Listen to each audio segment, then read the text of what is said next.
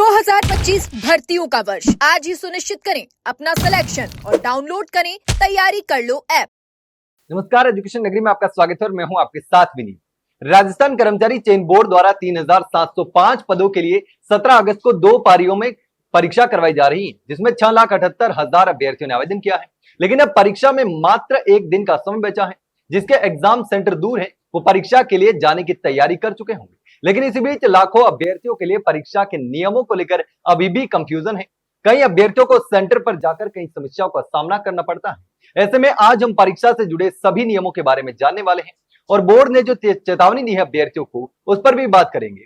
दरअसल पटवारी भर्ती परीक्षा में धार्मिक और सांस्कृतिक प्रतीकों जैसे कि कड़ा, कृपाण, पगड़ी और मंगलसूत्र को पहनकर परीक्षा देने की अनुमति दी गई है, यानी इसको लेकर कंफ्यूज होने की जरूरत नहीं है। लेकिन इसके साथ ही सुरक्षा जांच की प्रक्रिया को भी काफी सख्त बना दिया है। राजस्थान कर्मचारी चयन बोर्ड के अध्यक्ष आलोक राज ने इस बारे में जानकारी देते हुए कहा है कि अब अभ्यर्थी कड़ा, पगड़ी और कृपाण पहनकर परीक्षा में शामिल हो सकते हैं। इसके साथ ही महिला अभ्यर्थियों को भी मंगलसूत्र पहनने की इजाजत मिलेगी। हालांकि इन सभी चीजों के साथ परीक्षा केंद्र में प्रवेश पाने से पहले उन्हें 3 स्तर की जांच से गुजरना होगा। अगर किसी भी अभ्यर्थी के पास कोई भी संदिग्ध वस्तु मिलती है तो उसे प्रवेश नहीं मिलेगा। उनका साफ तौर पर कहना है कि यदि कोई अभ्यर्थी संदिग्ध पाया जाता है तो इनर वियर तक खोलकर उसकी जांच की जाएगी, जैसे कि एयरपोर्ट पर जांच की जाती है। यानी अगर मेटल डिटेक्टर में कोई अलार्म बजता है या कोई डिवाइस छुपी हुई मिलती है तो अभ्यर्थी को कपड़े तक उतारने पड़ सकते हैं। इसका मतलब है कि हर अभ्यर्थी को ठीक वैसे ही चेक किया जाएगा जैसे फ्लाइट में चढ़ने से पहले एयरपोर्ट पर चेकिंग होती है। Metal detector, hand scanner, biometric attendance, face scanning और यहां तक कि आई राइज स्कैनिंग जैसी तकनीकों का भी उपयोग किया जाएगा। इसका उद्देश्य यह है कि तकनीकी डिवाइस जैसे कि ब्लूटूथ या माइक्रो कैमरा जैसी कोई चीजें परीक्षा केंद्र के अंदर न जा सके। इसके अलावा कपड़ों की गाइडलाइन को भी पहले से जारी कर दिया गया है।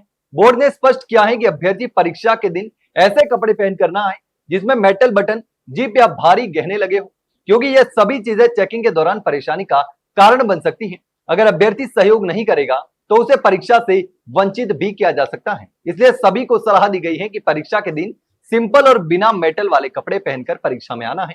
सुरक्षा व्यवस्था को और पुख्ता बनाने के लिए पुलिस या होमगार्ड की जगह एक स्पेशल सिक्योरिटी एजेंसी द्वारा जांच करवाई जाएगी। यह एजेंसी कर्मचारी चयन बोर्ड द्वारा विशेष रूप से हायर की जाएगी और इनका एकमात्र उद्देश्य यह है कि सभी तरह की मेटल डिवाइस की परीक्षा केंद्र के अंदर जाने से रोकना है। तो ये थे राजस्थान कर्मचारी चयन बोर्ड द्वारा लागू किए गए नए और सख्त नियम।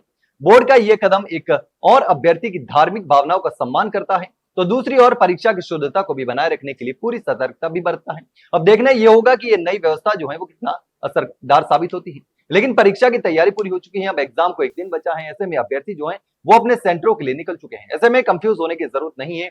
लेकिन एक खास बात यह भी है कि समय से पहले परीक्षा केंद्र के लिए निकलना है। बारिश हो सकती है, संभावना है बारिश की। ऐसे में जितना जल्दी हो सके घर से परीक्षा सेंटर के लिए निकलना है और समय से पहले ही परीक्षा केंद्र पर पहुंचना है।